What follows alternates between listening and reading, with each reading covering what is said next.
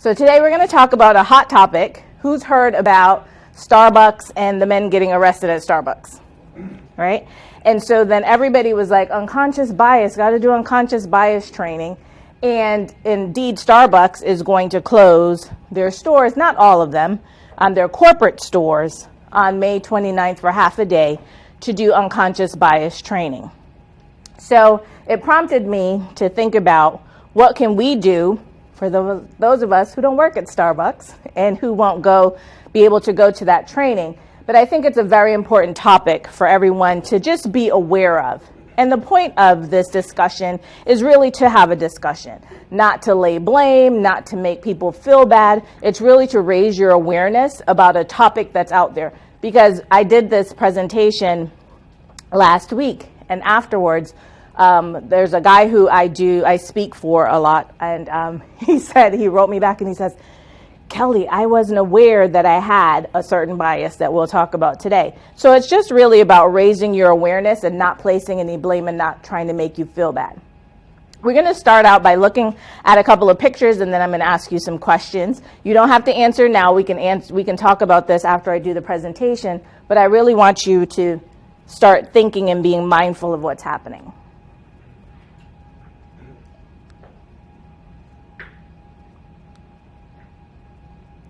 What words came to mind when you saw these pictures? What are the things that you attributed to the gentleman in these pictures? Did you attribute certain words to each person? Oh.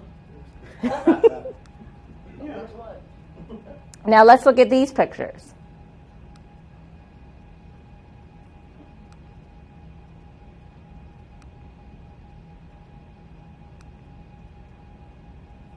Did these pictures raise anything in your mind? Were you thinking about religion? Were you thinking about sexual orientation? Were you thinking about social issues? Were you thinking about somebody's job? Were you thinking about, I don't believe in that? Were you thinking about religion? What were you thinking about when these things came up? Those things are unconscious bias.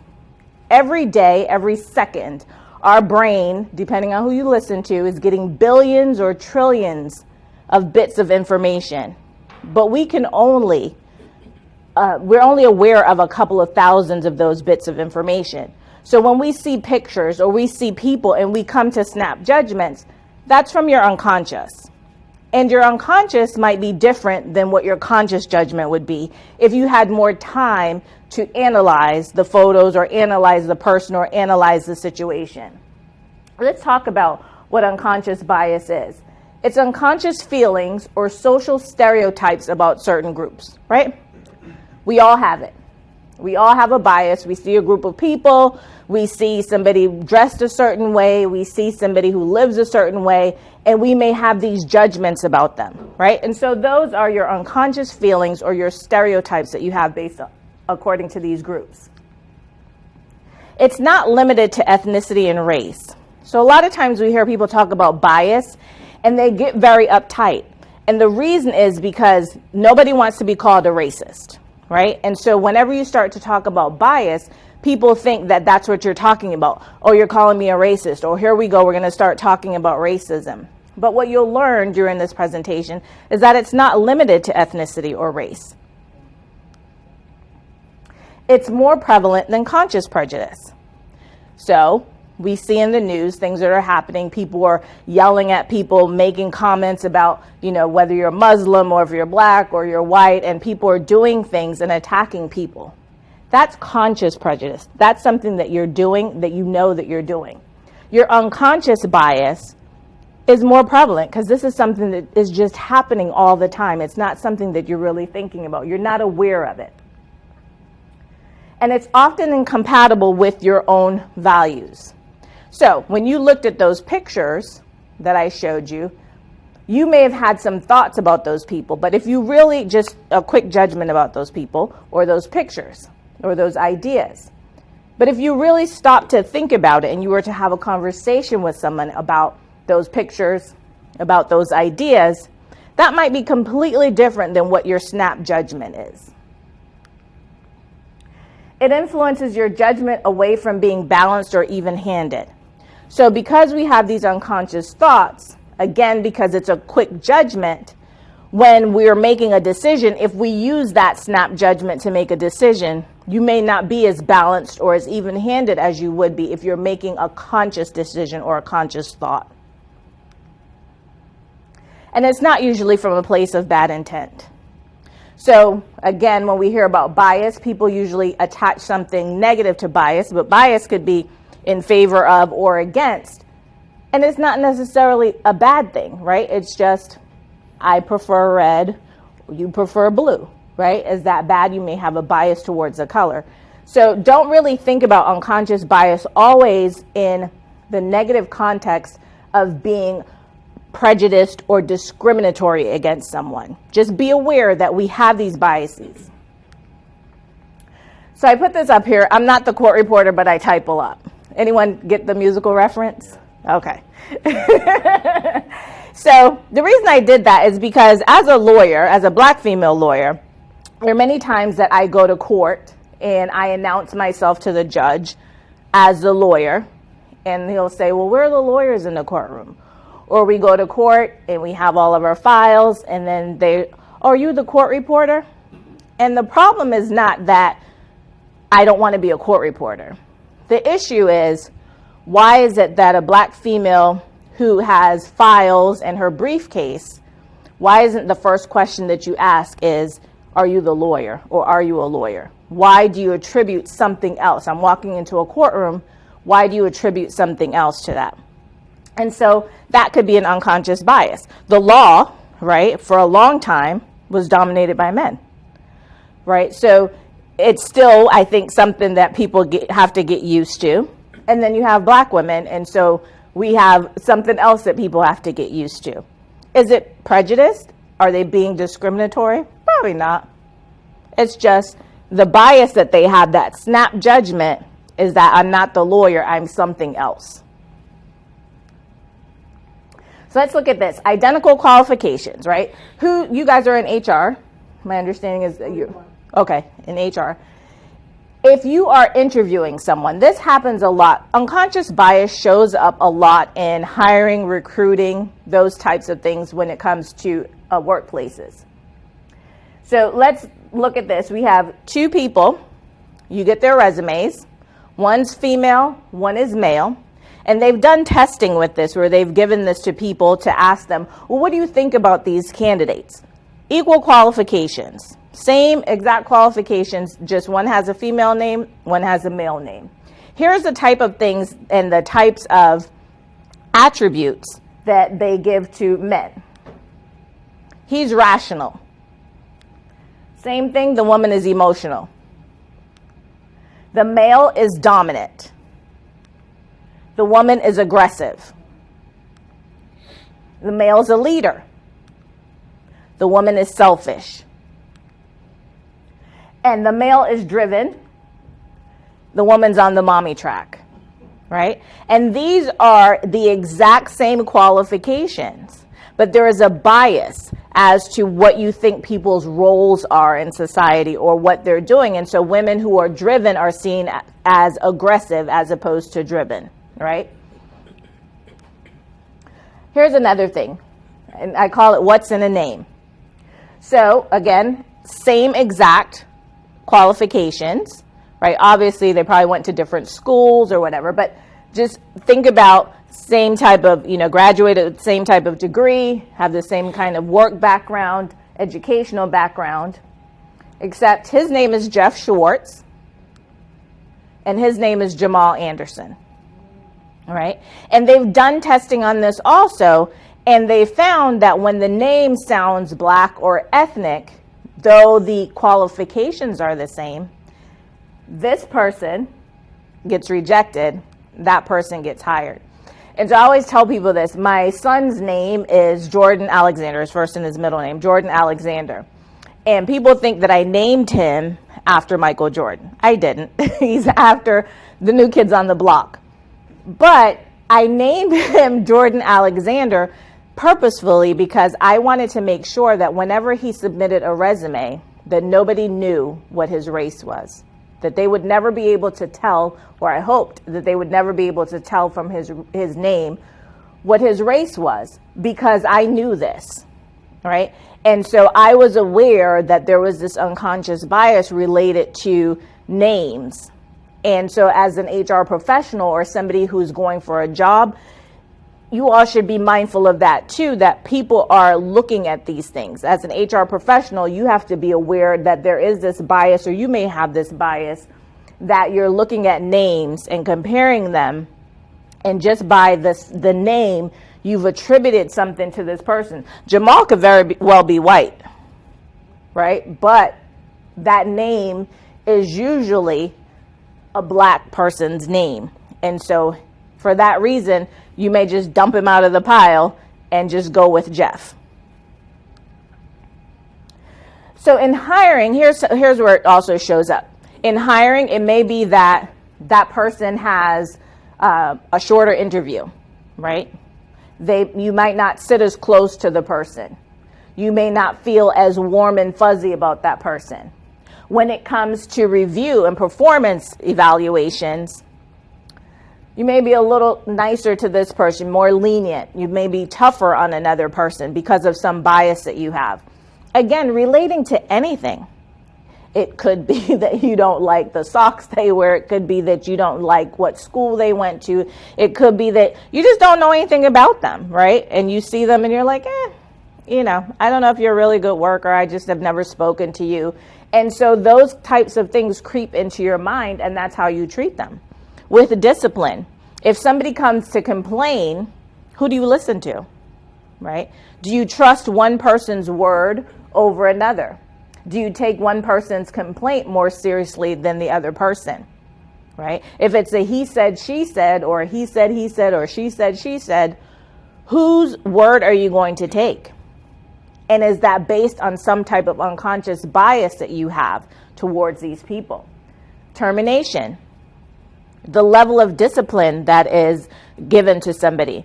Would you terminate this person but suspend this one instead, or just write this one up because, again, of some bias, some quick judgment or stereotype that you have about some group, right? So Dr. Rose mentioned, when I showed the pictures earlier, Dr. Rose said thug, right? And so when people see, a black male in a hoodie and a white male in a hoodie, what do they think, right? Scary, young, personable, thug, suspicious, just, free-willing. What do people think, and how do they attribute things to them? And the same thing happens in the workplace. It doesn't leave you just because you went to work. These are things that are always, always happening. Here's another thing. It's called confirmation bias. Who's ever been on a jury? Anybody been on a jury? Okay. So in a jury, this happens a lot, sort of peer pressure, right? So you always hear them talking about, the jury is deadlocked because 5 people think one way and the other person thinks another way. In confirmation bias, that one person, even though they have a certain opinion, give up their opinion to join the rest of the group, right? And so let's think about how that happens in the workplace.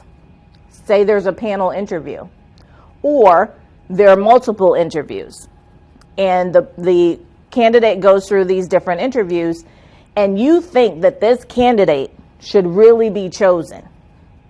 But everybody else on the panel is like, not so much. Don't like him, don't like her, don't think it'd be a good fit. And so instead of standing up for your own opinion, you give in, right? You confirm for them, whatever the bias is, you confirm that, and you just give in to that opinion. Now, don't kill me about this. This is not St. Leo, but do you all remember this commercial? Yes, it's a good day for singing a song, and it's a good day for moving along. Yes, it's With so much competition, finding the right job is never easy. But with the nation's largest alumni network, including those in key hiring positions, University of Phoenix can help connect you to a world of opportunity. Okay. Why did I show that? Because there's something called affinity bias. See, I tried to get you all in here. I tried to get St. Leo in there. Right? So there's something called affinity bias. So when they showed that commercial, it was about the Red Sox. Because then if the managing partner or the hiring manager saw that you had on red socks, then they thought that you were a University of Phoenix alum. And so there would be some affinity and they would like you better. And so maybe they would hire you. Right? And so you see my affinity right here is my niece is going to FSU. And then my other niece went to FSU. Right? So it shows you that when somebody looks like you, sounds like you, lived in your same neighborhood, went to the same high school, think about it. When you meet someone and they're like, oh, you went to that school, I went to that school, then all of a sudden you think that you have something in common because you may think that you all have shared values, or you're as smart as me, or maybe you're as dumb as me because we went to that school, right? Or you lived in the same neighborhood. You know, those are the things that will make you more warm to that person, right? And you attribute something to that person that maybe is not true, maybe is not accurate, but because there's some commonality, then you feel better about that person. So in an interview, that person you may laugh with and joke with and sit closer to, you know, and ask softball questions, have a longer interview, fight for them more, right, in the decision-making process. Whereas if you went to FSU and they went to UF, then we'd be like, right? Don't like her, you know, she went to FSU. And we think about it and you think, that's really silly, right? Does that really happen? But if you think about it in your life, these things happen, right? We like people who look like us, sound like us, live like us. That's who we're attracted to, right? And the whole thing about unconscious bias is to kind of break out of that.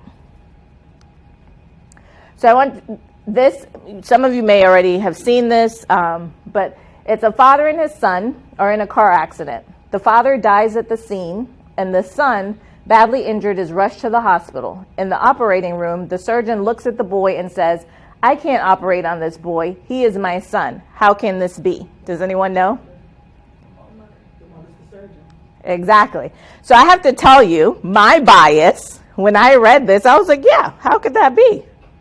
Right? I did. Honestly, I did. And it's because the surgeon is a woman, but a lot of professions, lawyers, doctors, we think they're men.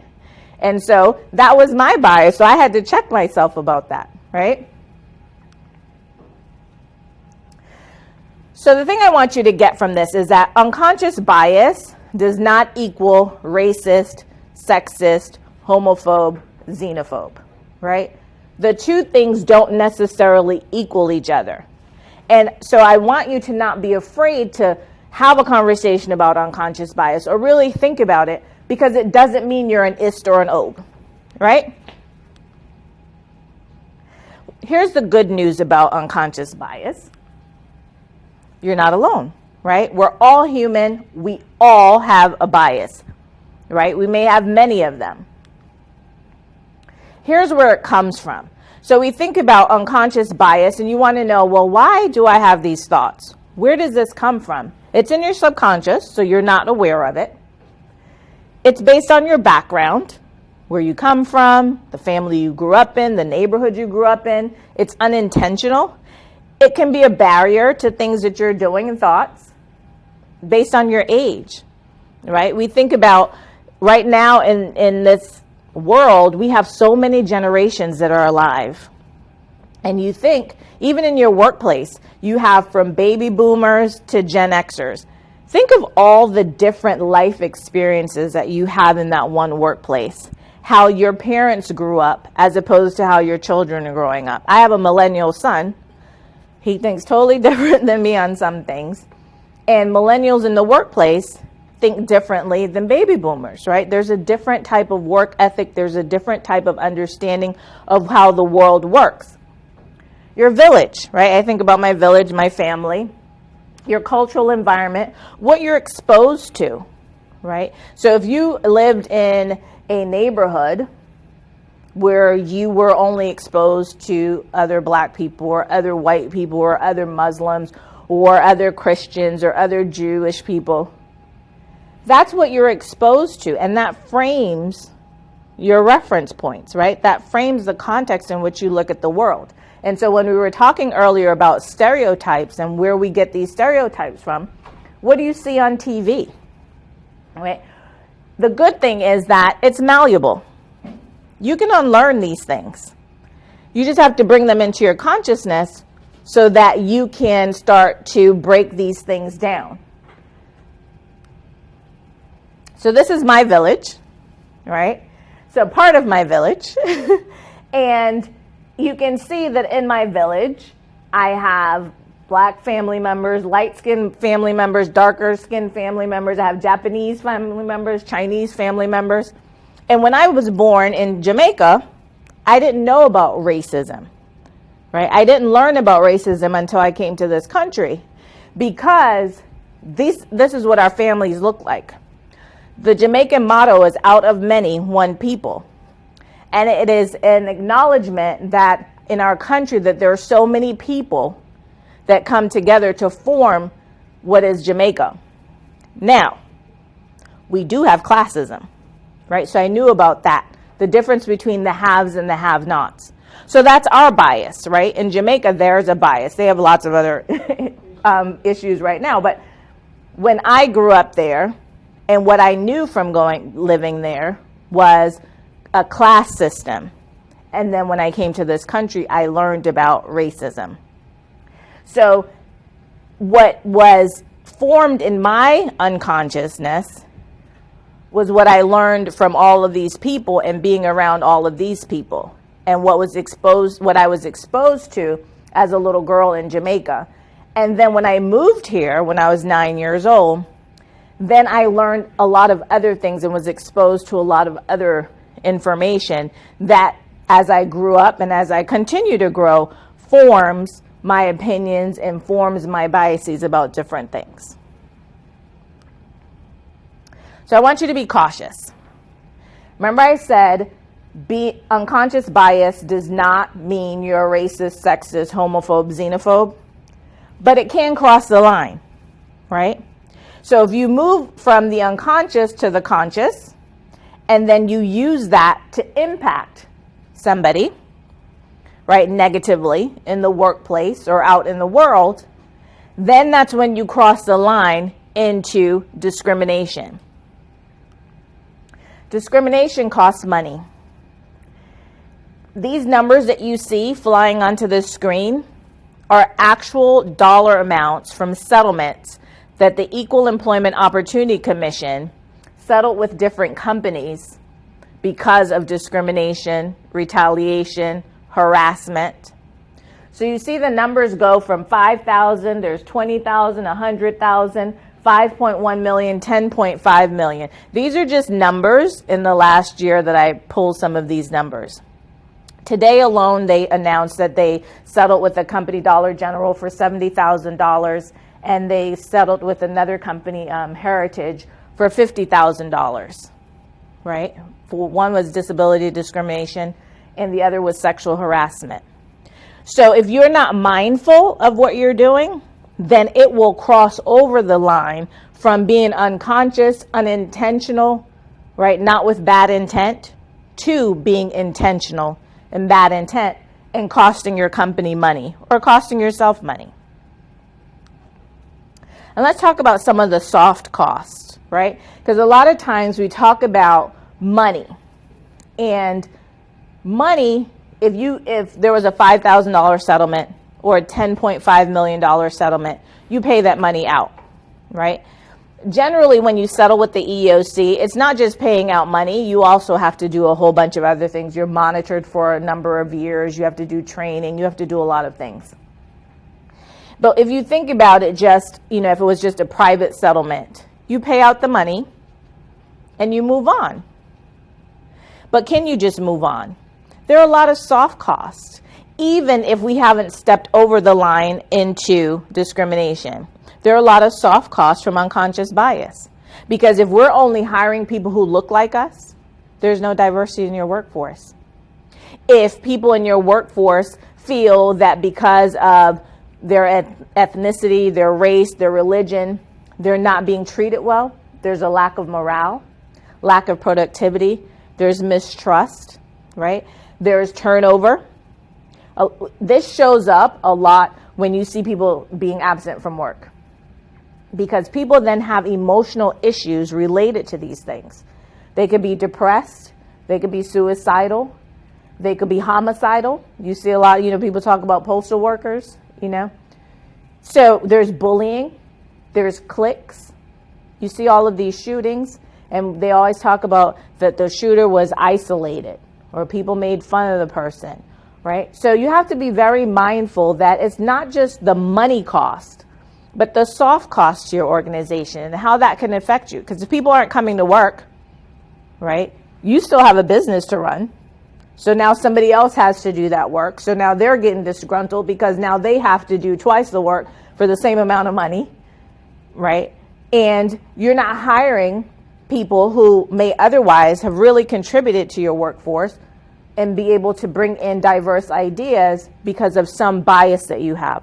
Whether it's an affinity bias, a confirmation bias, they have something called a halo effect. So for example, if you got a resume and somebody went to Harvard, then all of a sudden you look at everything that that person did as, oh, well, they must be wonderful because they went to Harvard and they must be smart and they must be this. No, they might have been lucky they got into Harvard, right? It doesn't make them smart. But we attribute things to people, and that's what you have to be careful about, that once you use that information to negatively affect, you're not only affecting that person, but you could be affecting your workplace. So what can we do? It's not all lost, right? We all know we have biases, so what can we do about it? We have to get comfortable with getting uncomfortable. Talking about race, talking about bias, talking about religion, talking about any of these types of things, it's uncomfortable. Nobody wants to talk about it because nobody wants to be the ist or the ob, right? But we have to. We have to. Life begins at the end of your comfort zone. When you start to feel uncomfortable, that's where life begins. Because now that means that you are having conversations. That means that you're finding out information. That means that you are stretching yourself beyond where you feel that everything is okay. So perception is reality, right? This is my perception, so my reality, right? This is what I look like in the mirror to myself. But what we think about, right, what we perceive is reality to us. And in order to change that, we have to open our minds, right? We have to start to stretch our thought process. We have to converse with people. Walk a mile in somebody's shoes. Until you understand what somebody's life is like, what's going on with them, talk to somebody who doesn't look like you. Talk to somebody who doesn't speak the same language that you do. Talk to somebody who doesn't live in your same neighborhood or practice your religion, right? Talk to somebody who doesn't have the same job. Talk to your neighbor, right? Your next door neighbor. Talk to the person who sits at the desk across the hall that you see every day that you've never spoken to a day in your life and you wouldn't even know if something happened to them. Because that's the only way that you're going to find out. You might be surprised that that person went to your school, that that person grew up in your neighborhood, that that person knows your best friend. There was a video this morning, I posted it on my LinkedIn. You ever see videos from this website called Now This, and they put all these really cool videos. And there was a black guy who did a video this morning, and he said, before you call the cops on me, I want you to watch this. And he said, I woke up this morning, and I don't know all of it, but he said, I woke up this morning and I prayed. And he said, I also yelled at my alarm clock He was talking about the fact that he's a vegetarian and he doesn't like spiders, and that he was raised by a veteran. And so they told him, to say yes, sir, and yes, ma'am, and that he's done yoga, some type of yoga that he hates. And, he was just talking about all these very normal things. And the point of the video was that if you look at me, you don't know these things about me. That if you look at me and you're fearful just by seeing me, if you had taken the time to speak to me, maybe you also hate bananas, right? And maybe you are the child of a veteran, or maybe you do yoga, right? And so while looking at people, sometimes we think, no way I can have anything in common with that person, right? And then you go talk to them and you're like, really? I didn't know that about you. Right? And so we have to take the time to have conversations with people, and so that we can stretch our minds and our imaginations about who people are and what people are capable of. Actively listen. So if I tell you have a conversation with somebody, I don't want you to just go have the conversation and just say, hey, okay, yeah, okay, whatever. Really, I want you to actively listen. Engage the person that you're speaking to. Really try to learn new information. Because once we learn new information, then we can analyze that information, and that will change the way that we perceive things. And then when we think of things unconsciously and make those snap judgments, we've now been exposed to things that are different, right? The lens through which we see things are now different. Here's what everybody wants: to love and be loved, right? We want equality, freedom, respect. We want peace, dignity. When you go to work, when you wake up every day, you want people to respect you. You want people to respect who you are, respect your ideas, respect your thoughts, respect your space. That's what everybody wants. And so in order for that to happen, then we have to be more open. We have to be willing to have conversations. We have to be willing to get uncomfortable. Right? We have to be willing to look at what our biases are and say, or, man, I thought that about that person, but, maybe not. So what's next? Let's just judge less and accept more. We watch kids, right?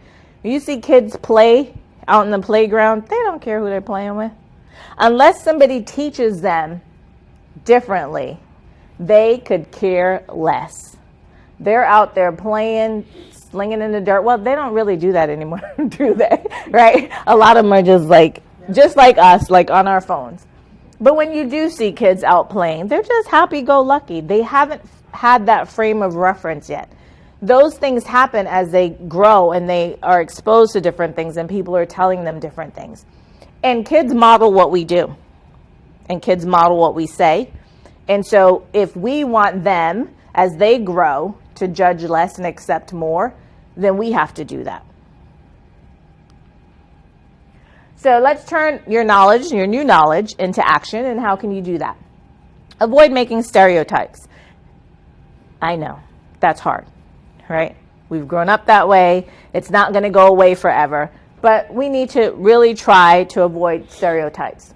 Separate feelings from facts. So sometimes we have a feeling about somebody or a feeling about a group of people, but that feeling is not based on fact.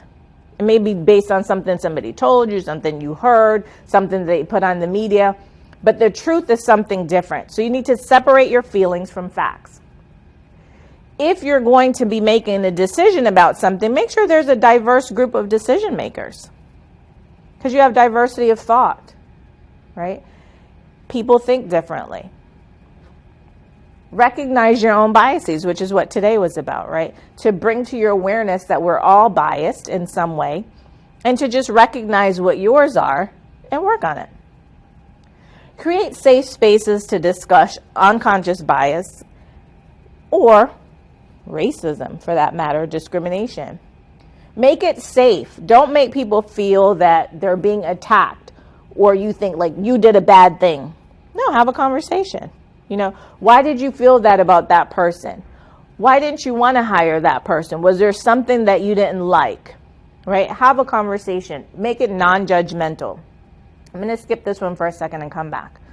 Put processes and structures in place so that you can avoid this. I was reading an article the other day, and they were talking about those applicant tracking systems. You know how now all these companies, they just put your resume through whatever, and they're looking for all these words. They're looking for their little buzzwords that are in their ad. And they were saying how those systems, there's unconscious bias built into those systems, because the people who are putting in the information and the information that they use to gather about who would be a good candidate or is based on flawed information, because it's based on the information that comes from a biased population of information, right? So we have to think garbage in, garbage out, right? So we have to remember that whatever we put out there, whatever we're bringing out, then if we want a different outcome, we have to change that. Now, I wanted to leave be an active ally to the end. This is probably one of the most important things that you can do to help to combat unconscious bias or discrimination. If you see something, say something, right? If something is not right, do something about it. Speak up. People are afraid to speak up, and I can understand, right? People are afraid that they're going to jeopardize their own livelihoods, their jobs, maybe their life. But until we all continue to speak up and let the people know who are behaving badly or who are doing, who are discriminating or retaliating or using unconscious bias in a way that negatively affects people, they'll continue to do it. We have to make them the outliers, right? Not us. So as an ally, if you continue to speak up for somebody, at some point, that person is going to change their behavior, or they're going to leave, because you have now made an environment where that cannot fester. Okay? So when you do that, it's a win-win situation for everyone, because then you have a workforce that's more diverse, right? If we address our biases, your workforce is more diverse. People are free to be creative. People will work together. There'll be teamwork. There'll be less turnover. People will want to work with you and for you. They'll be the champions for your company. And that's what you need. You don't want people coming to work and being mad all day and, okay, you need me to do this? Okay, it'll get done by next week. No, you want people who come in, and if you give them something to do, they want to do it. They want to make sure that everybody succeeds. They want to make sure that the team succeeds. Everybody wants to be part of the team. And so if you make sure that the people who don't fit into that mission critical, that they're the ones that are pushed out. They're the ones that feel like the outcast, not everybody else who's trying to do the right thing. And I know Rome was not built in a day.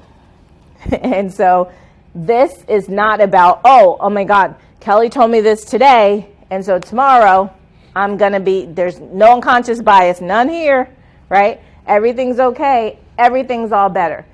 That's not what I'm trying to tell you. What I'm trying to tell you is to raise your awareness.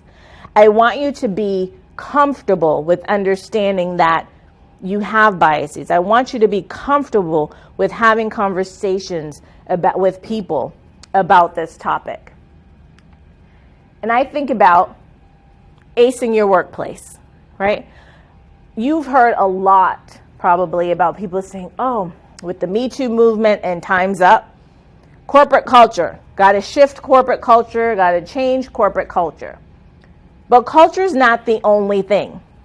When I think about a workplace, I think about it as ACE. I think about it as the atmosphere, right? What does it feel like when I come to work? If you go to a nightclub, you go to a restaurant, you go to a spa, you go there for the atmosphere. What does that place feel like to you? Does it feel comfortable? Does it feel welcoming? Is that a place that you want to be? Is that a place you want to spend time?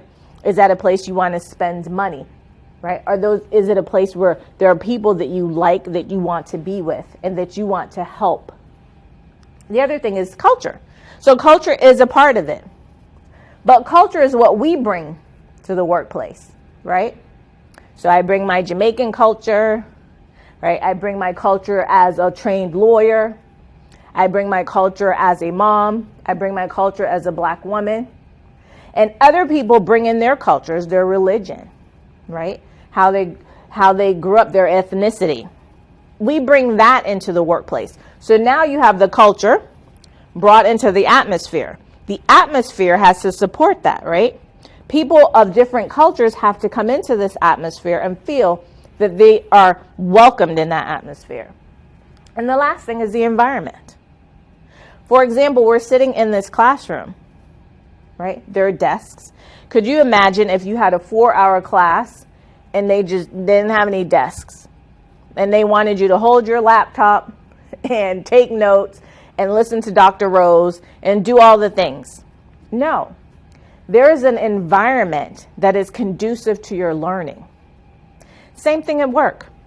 Is the environment conducive to the workplace, to doing what makes people feel productive, that supports their culture?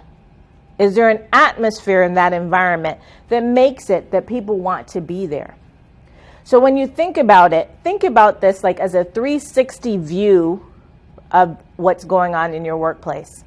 And think about how unconscious bias or conscious bias can affect that, right? The bottom line is that we all want to work in healthy, inclusive, respectful environments that deliver results. And the way to do that, I believe, is to ace your workplace.